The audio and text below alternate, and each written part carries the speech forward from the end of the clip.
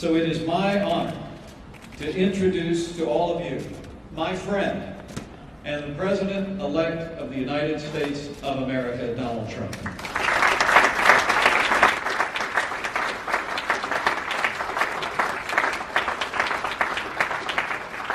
Thank you very much. It's very familiar territory, news conferences, because we used to give them on a almost daily basis. I think we probably maybe won the nomination because of news conferences, and it's good to be with you. We stopped giving them because we're getting quite a bit of inaccurate news, but I do have to say that, and I must say that I want to thank a lot of the news organizations here today, because they looked at that nonsense that was released by maybe the intelligence agencies. Who knows? But maybe the intelligence agencies, which would be a tremendous blot on their record if they in fact did that. A tremendous blot. Because a thing like that should have never been written, it should never have been had, and it should certainly never have been released.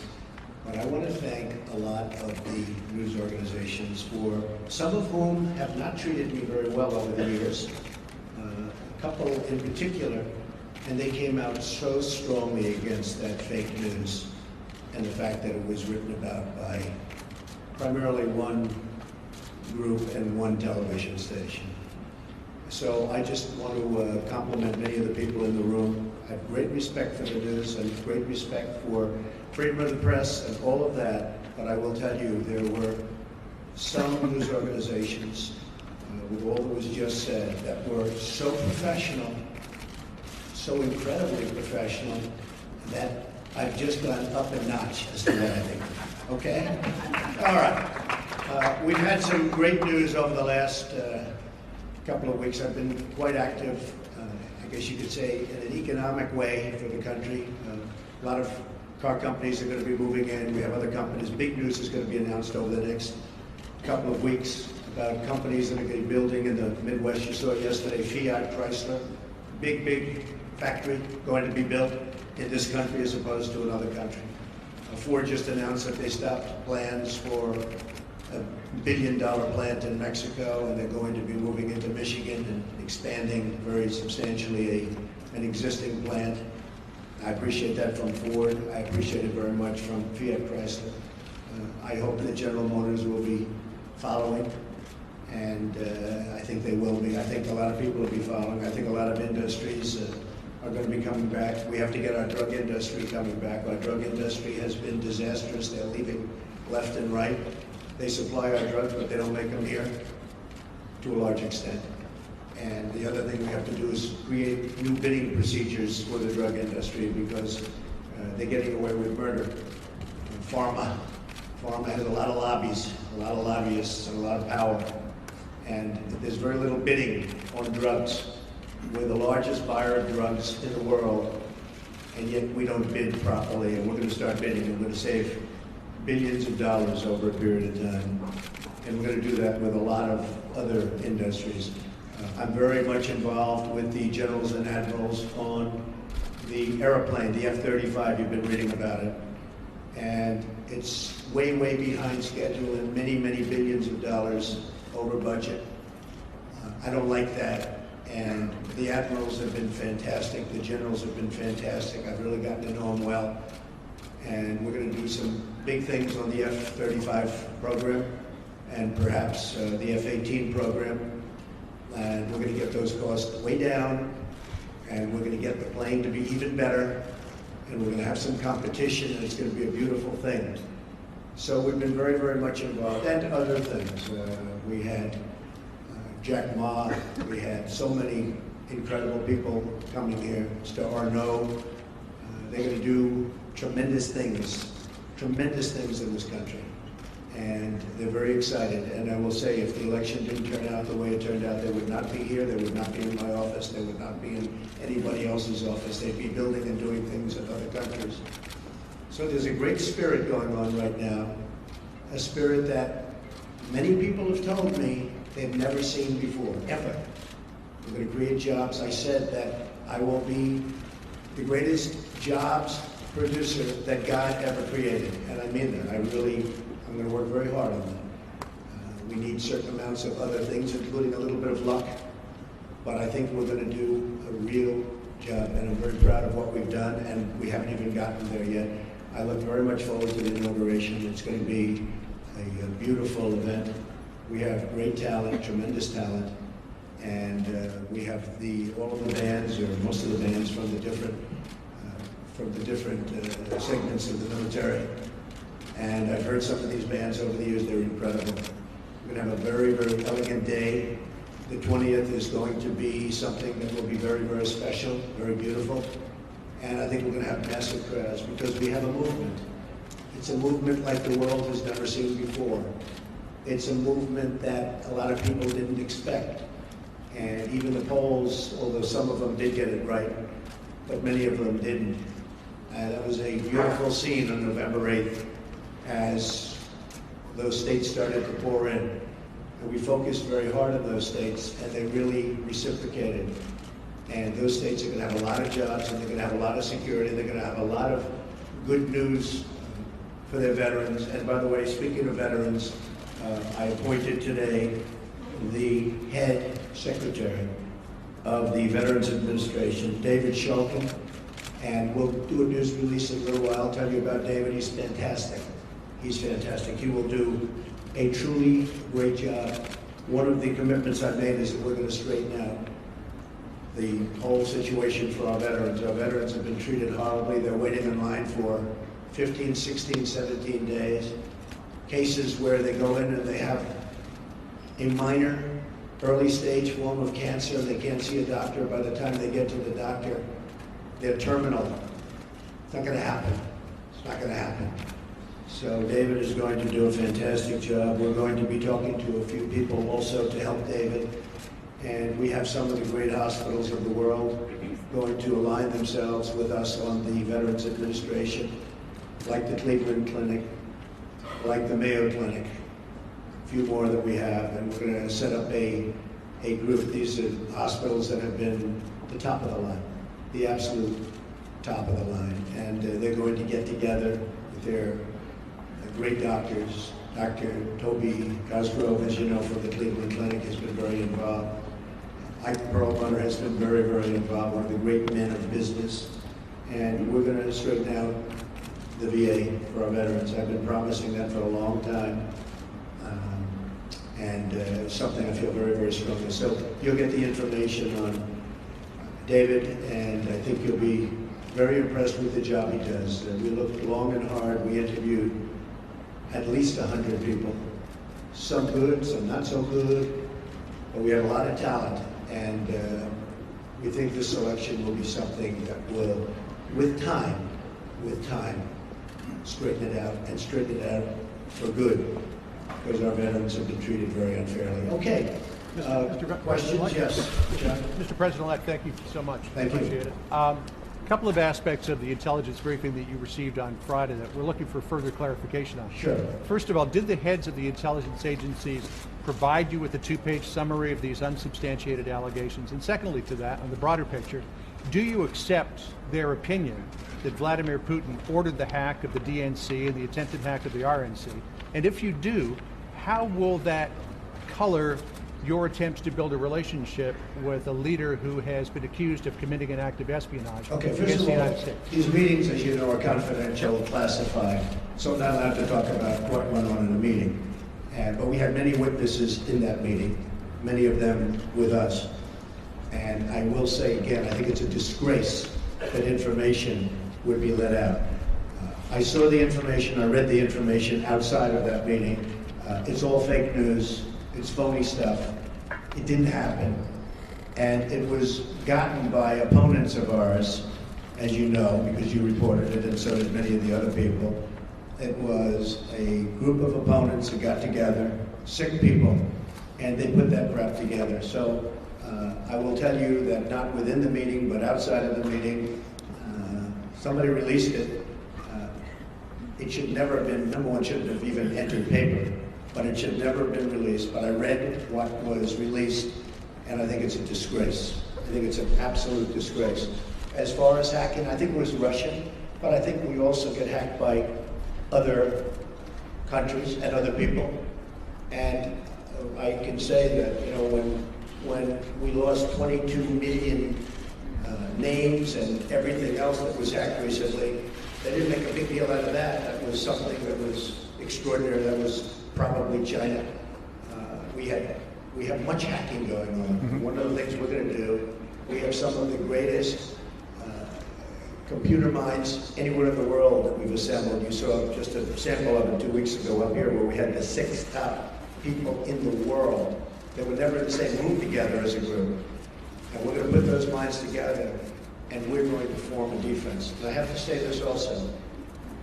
The Democratic National Committee was totally open to be hacked. They did a very poor job. They could have had hacking defense, which we had. And I will give Reince Priebus credit, because when Reince saw what was happening in the world and with this country, he went out and went to various firms and ordered a very, very strong hacking defense. And they tried to hack the Republican National Committee, and they were unable to break through. We have to do that for our country. It's very important. And just to the last part of that question, where I said, how could all of this potentially color your attempts to build a better relationship with President Putin? Well, you know, President Putin and Russia put out a statement today that this fake news was indeed fake news. They said it totally never happened. Now, somebody would say, oh, of course he's going to say that. I respected the fact that he said that. And I'll be honest, I think if he did have something, they would have released it. They would have been glad to release it. I think, frankly, had they broken into the Republican National Committee, I think they would have released it, just like they did about Hillary and all of the horrible things that her people, like Mr. Podesta, said about her. I mean, what he said about her was horrible. If somebody said about me what Podesta said about Hillary, I was the boss, I would have fired him immediately, or that person, because what he said about her was horrible. But remember this, we talk about the hacking, and hacking's bad, and it shouldn't be done. But look at the things that were hacked. Look at what was learned from that hacking. That Hillary Clinton got the questions to the debate and didn't report it? That's a horrible thing. That's a horrible thing. Can you imagine that if Donald Trump got the questions to the debate, it would have been the biggest story in the history of stories. And they would have said, immediately you have to get out of the race. Nobody even talked about it. It's a very terrible thing. Yes, President-elect, Can I ask you a question, sir? President-elect Thank you, Mr. President-elect. On that intelligence report, the second part of their conclusion was that Vladimir Putin ordered it because he aspired to help you in the election. Do you accept that part of the finding? And will you undo what President Obama did to punish the Russians for this, or will you keep it in place? If Putin likes Donald Trump, I consider that an asset, not a liability. Because we have a horrible relationship with Russia. Russia can help us fight ISIS, which, by the way, is number one tricky. I mean, if you look, this administration created ISIS by leaving at the wrong time. The void was created, ISIS was formed. If Putin likes Donald Trump, guess what, folks? That's called an asset, not a liability. Now, I don't know that I'm going to get along with Vladimir Putin. I hope I do, but there's a good chance I won't. And if I don't, do you honestly believe that Hillary would be tougher on Putin than me? Does anybody in this room really believe that? Give me a break. But President Obama's steps, will you keep Can them you in make place? clear whether during your visits to either Moscow or St. Petersburg you engaged in conduct that you now regret, and that a reasonable would a reasonable observer say that you are potentially vulnerable to blackmail by Russia or by its intelligence agencies? Let me just tell you what I do. When I leave our country, I'm a very high-profile person, would you say? I am extremely careful. I'm surrounded by bodyguards. I'm surrounded by people. And I always tell them, anywhere, but I always tell them, if I'm leaving this country, be very careful, because in your hotel rooms, and no matter where you go, you're going to probably have cameras. I'm not referring just to Russia, but I would certainly put them in that category.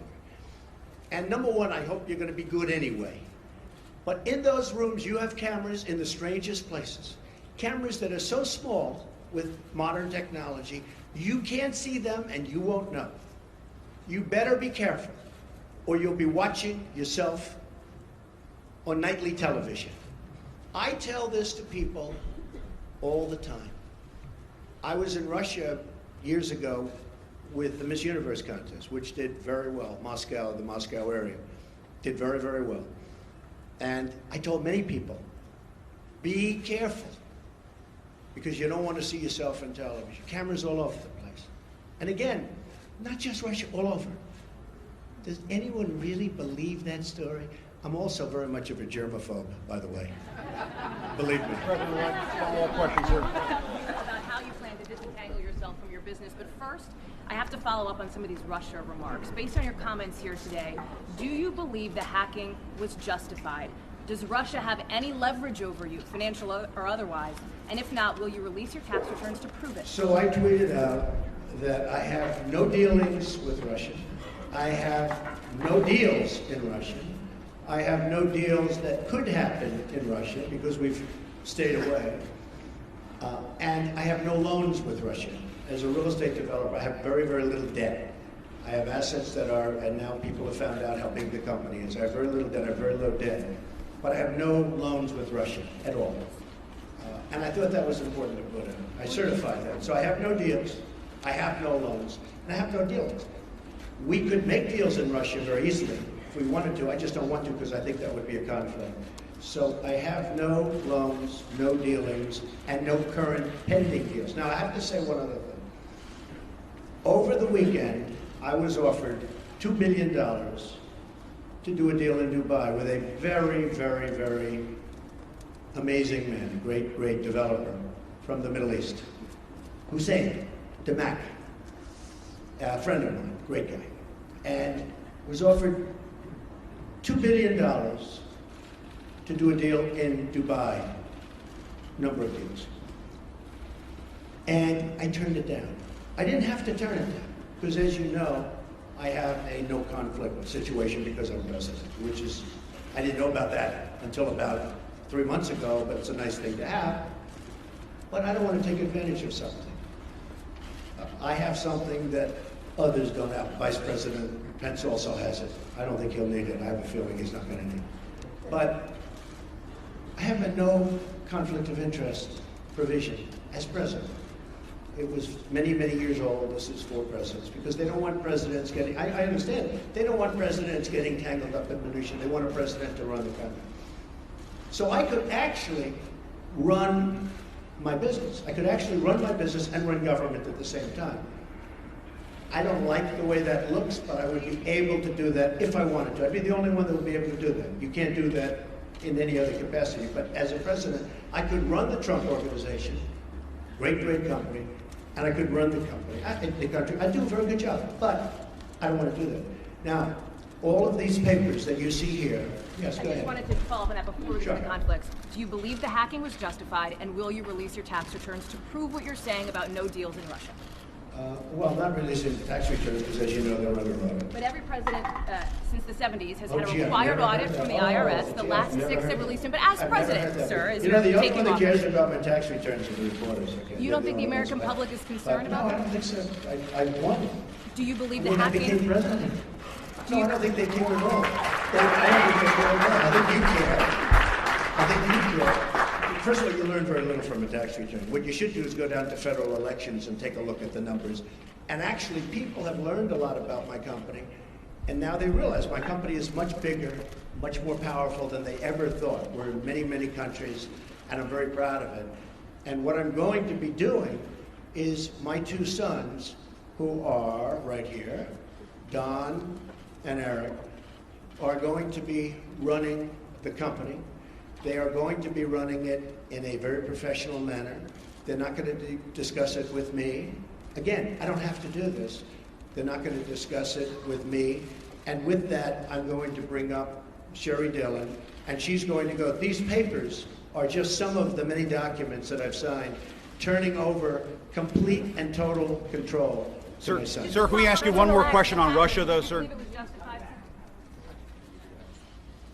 Good morning. It's my honor and privilege to be here today at President-elect Trump's request. He's asked me, as you